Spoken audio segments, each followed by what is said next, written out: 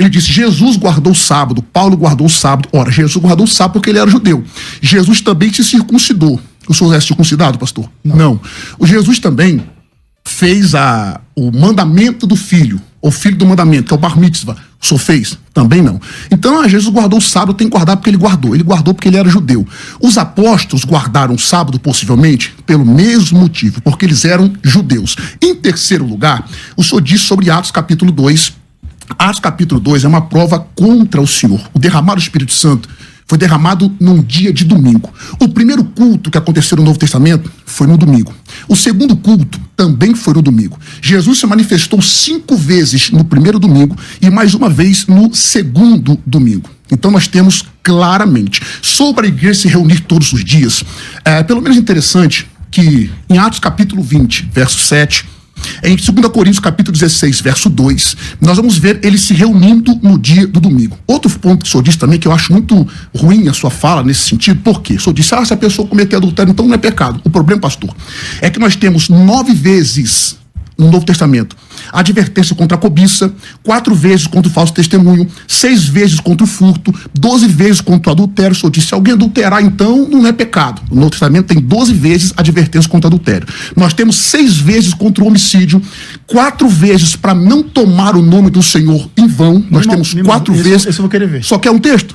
Anota aí, vou te dar 4. Tiago, capítulo 5, verso 12.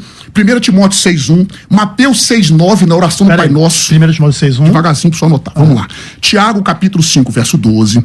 Timóteo, capítulo 6, verso 1. Mateus, capítulo 6, verso 9. E Mateus, capítulo 5, do 33 ao 37. Anote aí, pro senhor. Depois a gente vai conferir esses textos. Inclusive, quero citar só um desses.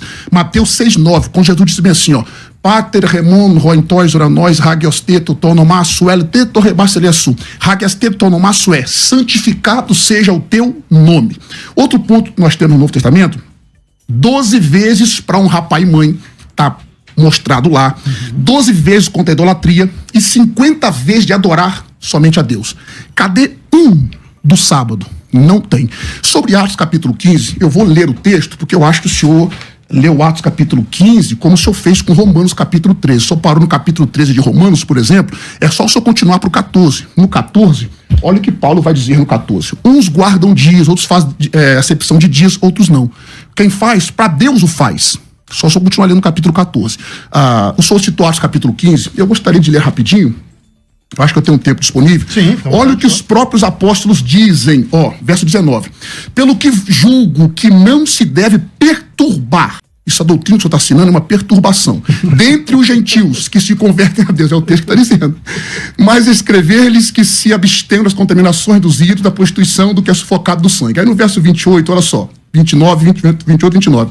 Na verdade, pareceu bem ao Espírito Santo e a nós não vos impor mais encargo algum, senão estas coisas necessárias, que vos abstenhais das coisas sacrificadas aos ídolos, do sangue, da carne sufocada, da fornicação. Dessas coisas fareis bem se vos guardar. Bem vos vá. Cadê o sábado aqui? Não tem. Só me mostra por gentileza, texto do Novo Testamento que fala sobre o sábado. Ezequiel. Perfeito, eu vou começar também de trás para frente. Bora.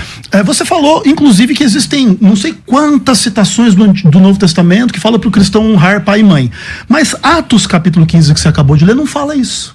Atos capítulo 15 fala assim, nós não vamos impor encargo algum além de abster das coisas sacrificadas aos ídolos, do sangue, da carne de animais sufocados e relações sexuais ilícitas. Onde que está o mandamento aqui, honrar pai e mãe? Ele não existe? Então ele não é significativo? Aí você vai dizer que não, porque ele existe em outros contextos. Não é essa a sua argumentação? Ou seja, quando o sábado não está presente aqui, isso aqui é uma prova que o sábado não importa para o gentil. Mas e aí? A Bíblia contém inúmeras referências à guarda do sábado em outros textos. Não é necessário estar aqui para que o cristão guarde o sábado, tanto quanto aqui não diz que o cristão não deve matar. Você fala, não, mas tem não sei quantas citações do Antigo Testamento para o cristão não matar. Ou seja, o cristão não deve matar, mas não está escrito aqui. E por que o sábado segue uma lógica diferente dessa? Não pode ser. Até porque Tiago capítulo 2, versos 10 a 12, vai falar que os 10 mandamentos formam uma unidade. E quem transgredir um deles é igual a transgredir todos ou qualquer outros deles. Então a ideia é, você não adultera, mas você mata. Você que mata é culpado de transgredir a mesma lei que diz não adulterarás. Não no sentido de você ser adúltero, mas no sentido da unidade da lei. Se Tiago fosse um crente nas doutrinas que você está supondo crer, Tiago seria um herege. Tiago estaria dizendo o quê? Que não pode transgredir um dos 10 mandamentos, sim. E aí não é como transgredir todos, aliás, é como transgredir nenhum, é como se o mandamento nem existisse. Não existe esse tipo de argumentação. Outra coisa, você fala que então, você quer um mandamento notório, explícito no Novo Testamento, como uma ordem, lembra-te do dia de sábado para o santificar, guarde o sábado, e se você não encontrar essa ordem nos termos que você quer, você infere que o sábado então não deve ser guardado, não precisa ser guardado. Entretanto, os primeiros 4 dos 10 mandamentos não acontecem em forma de ordem no Novo Testamento. Por exemplo, você mesmo quando citou o Pai Nosso, santificado seja o teu nome, você não citou um texto que diz, não tomarás o nome do Senhor teu Deus em vão. Perceba que o texto do Novo Testamento não é idêntico ao texto do mandamento.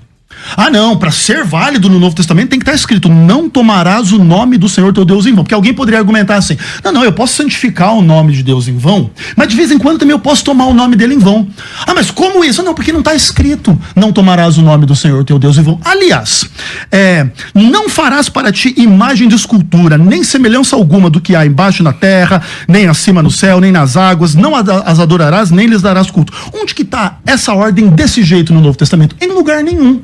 Onde que está no Novo Testamento? Eu sou o Senhor teu Deus, não terás outros deuses diante de mim. Em lugar nenhum. Ah não, mas você vai responder da seguinte forma. Não, existem textos que implicam... Não, se a gente deve adorar a Deus, então você não pode adorar um outro que não seja Deus. Não, você tem que santificar o nome de Deus, então você tem que não tomar o nome de Deus em vão. Você vai dizer o seguinte, que textos que falem daquele tema... sem explicitamente repetir a ordem, são válidos, para dizer que o mandamento é válido. Então eu vou dizer que todas as menções do Novo Testamento ao sábado fazem a mesma coisa. Quando Jesus fala que ele é o Senhor do sábado, então está validando a guarda do sábado. Quando ele fala para orar para que a fuga não aconteça no sábado, ele está validando a guarda do sábado. Isso não tem que ver com guardar inverno.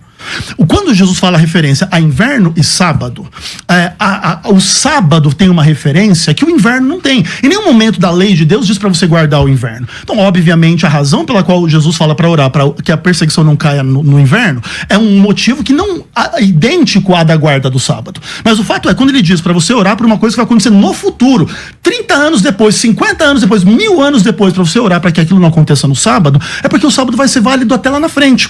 Todas as vezes que Paulo, então, estava na sinagoga no sábado, quando em Atos 16 Paulo sai do lugar de oração, aliás, sai da cidade de Filipos e vai para um lugar de oração no sábado, que era um lugar que não tinha nem sinagoga, e no sábado ele vai procurar um lugar para oração. Outra coisa, em Atos 25, verso 8, Paulo diz que ele não cometeu nenhum pecado contra as leis dos judeus. Significa que ele guardou todos os sábados, porque se ele não tivesse guardado um, ele não poderia dizer isso, ou ele seria um mentiroso na palavra de Deus.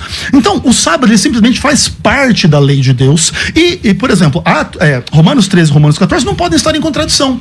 Quando Paulo defende em Romanos 13 que o cumprimento da lei de Deus é o amor, como é que ele pode dizer um capítulo depois que não, essa lei de Deus aqui, ela é opcional, com a implicação de que se você transgredir não tem problema nenhum, até porque mostra para mim a palavra sábado em Romanos 14. Não vai existir, né?